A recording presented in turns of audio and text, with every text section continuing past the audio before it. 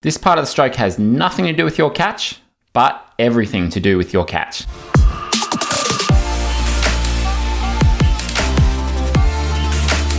Hey, Brenton here. Welcome back to another Effortless Swimming YouTube video. I'm a swim coach based in Australia, and I work with a lot of triathletes and open water swimmers to improve their technique to make them faster and more efficient. Now, over the last couple of weeks, I've been chatting with a lot of swimmers who have gone through our 5-day catch challenge. One of the first things we work on there is your entry. Now, this has got nothing to do with your catch, but everything to do with your catch, because the catch is from here down to here. So we know that movement from there to there, right? That's the catch. And the goal with the catch is to set yourself up in a position where you can then press back against the water with your big paddle, which is your forearm and your hand. It's that part of the stroke there. One of the things that can impact how well you press back, though, is how many bubbles, how much air you've got on your hand and your forearm.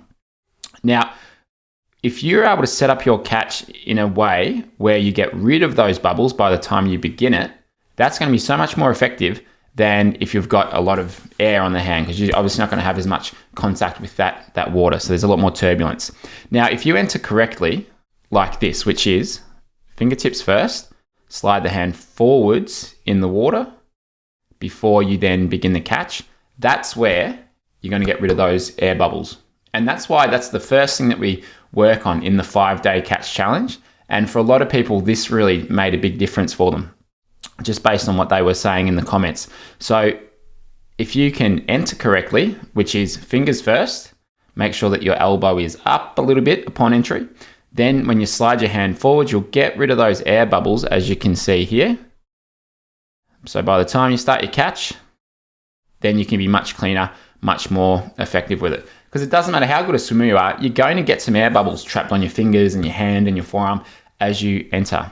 And so we need to have that little bit of time spent reaching forwards, like you're reaching for the wall before you start pressing back there. So if you get that right, then that can just really clean things up a bit. Now, if you haven't gone through our 5-day catch challenge, then I'll put the link below. It's only $10, and that will give you a video each day where we'll work on one thing at a time. And that first thing is the entry. I'll give you a way on how to make sure that you get that entry right if you don't have a coach there to be able to tell you whether you're doing it right.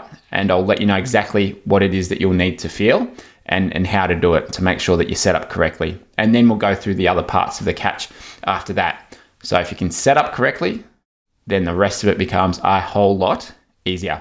So thanks so much for watching. I'll put that link below to the 5-day catch challenge. Had some terrific results with it so far. Some people have taken 5 seconds, 7 seconds off their 100-meter time within 5 days.